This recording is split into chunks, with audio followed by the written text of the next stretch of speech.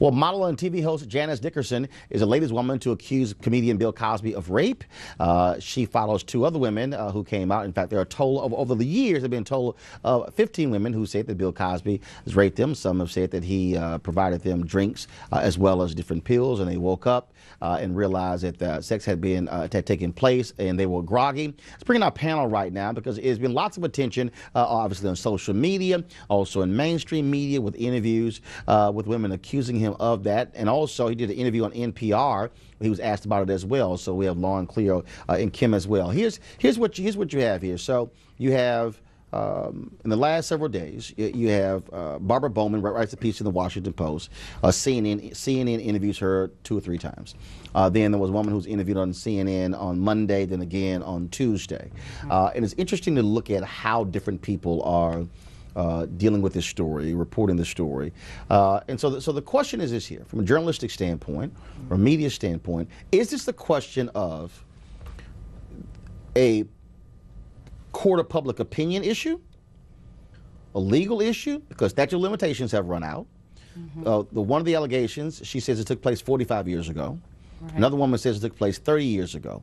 And so what do you make of what's happening here, where this thing really got kick-started because a comedian no one had ever heard of made a comment during a stand-up routine in Philadelphia that goes viral, and then it mushrooms from there really over the last 3 weeks? Well, these stories are always to some extent about the court of public opinion. But, I mean, the fact of the matter is, whether it's journalistic or social or a public opinion or not, he's not saying anything. I mean, for him to sit there on NPR and not deny these things after you got 4 or 5 people coming out, is pretty, to me, indicting. I mean, if you haven't done anything, you're innocent. Innocent people typically say, hey, I didn't do it. He's not doing that. So that, for me, is kind of a deal breaker. You typically don't get 5 or 6 people who lie in exactly the same way about something this serious. I don't care how long ago it was or anything. You know, people make have this idea that, oh, it happened 20, 30 years ago, so it doesn't matter. I think it does matter. I was reading this story in the on the Wrap.com, and one of the things that the story was with various crisis PR folks, and it was the consensus was, don't talk. The consensus was that he could talk, and then it's going to be talk tomorrow, then the next day. Then the next day. Lawyers say the same thing. Is that a smart strategy not to talk, not to give interviews about this particular issue? Now when it comes to having been accused of rape, that's not going to go away. I mean, Michael Jackson learned that as well when he was alive. I mean, when you are accused of something as heinous as rape, which is a horrific crime, even though he hasn't dealt with it because of statute of limitations, but it's still very, very stigmatizing. He has to say something, and like she said, that he has not said anything at all looks more suspicious than him following an attorney's advice. On Sunday, his attorney released a statement denying the allegations, and so he had spoken through his attorney. Right, but I'm sorry. Well, no, I think that it's a smart short-term solution to do the no comment thing. I think it is irreparably harmful to Bill Cosby and his reputation as he goes forward. He's 77 years old. He has had a very long and revered career in entertainment and been very prominent in the Black community. However, the fact that there's no statute of limitation on rape is actually part of the problem. If these allegations were still able to be made in a court of law, I think the public would probably get the answers that they're looking for. Which would still be difficult, because if someone says or something took place 30, 45 years ago, now you're dealing with an evidence issue. Now you're dealing, I mean, because you still are in a situation where, whether it's court of public opinion or even law, one person's word against another person's word, versus if you talk about a murder case where you have evidence, you have tire tracks. Well, we don't know what evidence is available and what evidence is not available. And I know that there's no statute of limitation on trauma that rape victims endure. And I applaud these women for telling their stories very publicly, because number one, that takes a lot of courage to do that, especially given the ginormous person that Bill Cosby is in the public sphere. But also, if you're Bill Cosby, you don't care about any of that. You don't care about the statute of limitations if you're innocent. You don't care about what your attorneys are saying if you're innocent, or your PR people. If you're innocent, you come out and say, I'm innocent. Well, I don't care about any of that. That's a hypothesis. We don't know what people do now that we're in their shoes.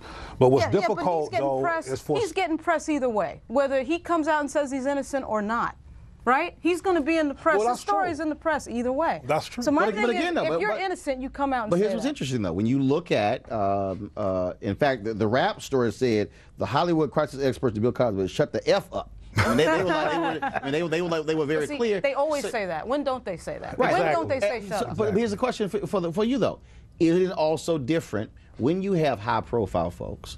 Because typically, we can go from whether it's Bill Cosby, whether it's an athlete, whether Right. it's a musician, Right. whether it's R. Kelly, whether Right. it's somebody else. I mean, you look at Stephen Collins. Right. I mean, here Well, see, if he was in the hold on, heyday- one second. Right. Stephen Collins. Here, his wife records him Right. admitting to Right. child molestation Right. in a deposition. Stephen Collins didn't come out and say a word.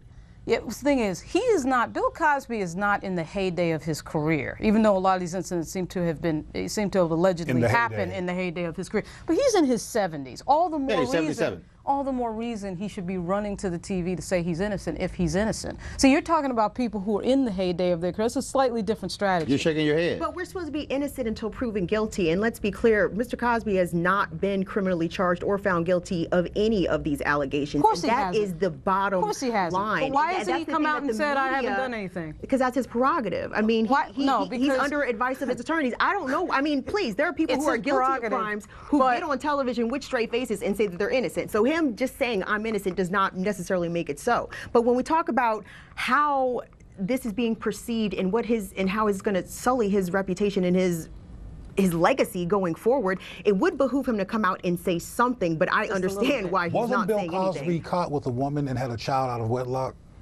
some time ago? Yes. Well, no, I won't say caught with a woman. well- a woman. A woman. Caught. He's my married. point is, a woman did come forward, said that she was his daughter. Right. He has financially supported her. I don't believe that he actually acknowledged. I don't even know if there was a DNA test. I mean, I'll look it up in a second. Hold on one second.